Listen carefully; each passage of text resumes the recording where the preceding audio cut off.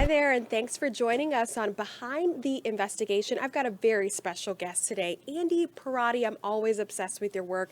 Today's story is no different. Welcome. Thank you for having me. So this is about a school district which you are familiar with because you've done some work previously, but it is a different topic, chronic absenteeism. How'd you find out about the story? Yeah, so a lot of people ask, how do you get your stories? And this is one of those cases where the mother emailed us in our inbox, just like, dozens of people do a day. And this mother's name's Melanie Starlett, and she emailed to say, my son was kicked out of school for chronic absenteeism. And I didn't really understand why would you get kicked out of school for not going to school. And then I also thought immediately my mind went to, oh, this must be like a senior or junior in high school or something. This is actually a 7-year-old child Wow. who's in kindergarten. And what we learned is that it wasn't just that the mother was, having her son at home. Yeah. She was having real serious issues trying to make sure that he was getting some special screenings. He suffers some multiple learning disabilities. So this is what we found out. You, the parties named above, are commanded to be and appear. Melanie Starlett waits to be seen by a juvenile court judge at the Newton County Courthouse this past January. Are you nervous? There to face criminal charges because her 7-year-old son, Larkin, missed too many days in school. For truancy. Like you're in court because the school district reported you. That is correct. A crime in Georgia that carries fines or 30 days in jail. Are you scared? No. It was an assault on my character, is what I felt. See?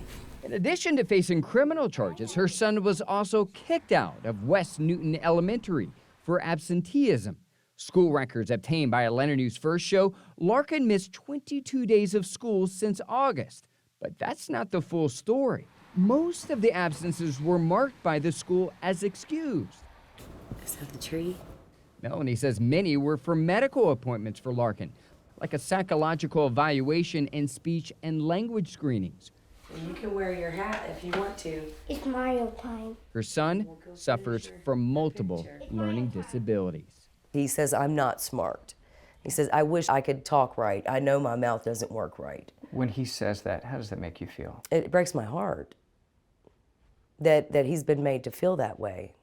According to those same school records, the list of unexcused absences on his record were for days recorded after the school kicked him out on November 10th. So the document looks like I was just not sending my child to school, but he was actually disenrolled from the school. Stephen Owens is the education director at the Georgia Budget and Policy Institute. This isn't an isolated problem. This is a statewide, nationwide issue we've seen that's going to take a bigger response than just, let's take the parents to court. Records showed the Newton County School District removed at least 453 students for absenteeism since 2020, 50 from elementary schools, a figure in line with other similar districts. According to the Georgia Department of Education, nearly a quarter of all students in the state were chronically absent from school last year. Owen says the problem impacts low-income families the most, like Melanie, a single mom. Then make sure all these ones get it. It's an issue of resources. It's not an issue of how much the parents care. The parents do care. They want their kids at school. It's just that a lot of times they might not have reliable transportation. They might not have health insurance. But we're not going to give up, are we?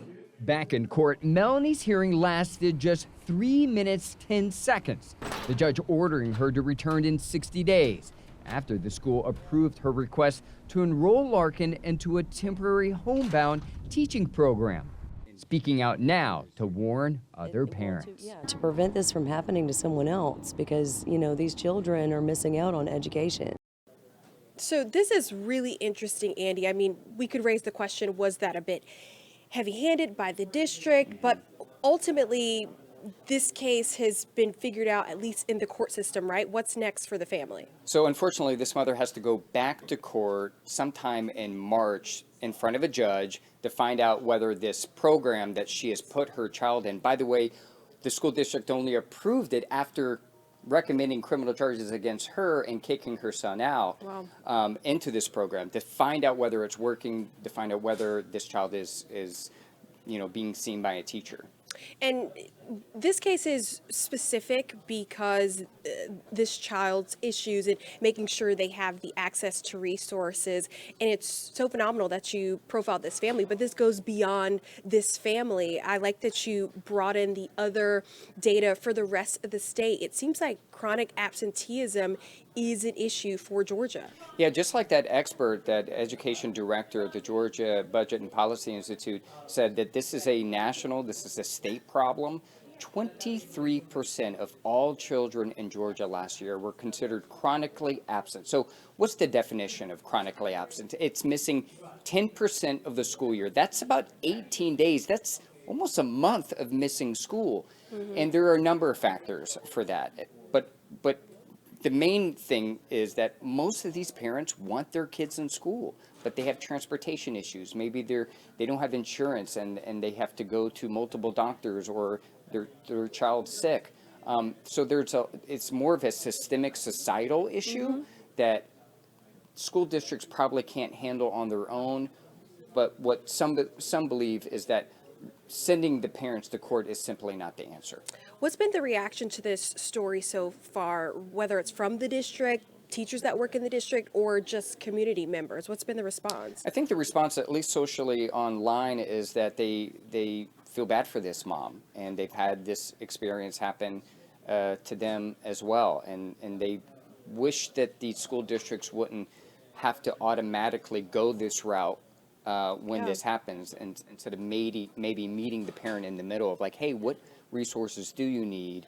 We don't want to send you to court, or at least maybe warning them like, hey, you're a few absences away from having to go to court. Like, what can we do? Yeah, According to her, that simply didn't happen. Yeah, your heart really just breaks for this family, and we'll definitely continue with their specific case. But, chronic absenteeism, it is an issue. It seems like those barriers have become even more nuanced after the pandemic. So it's such an important topic, important work.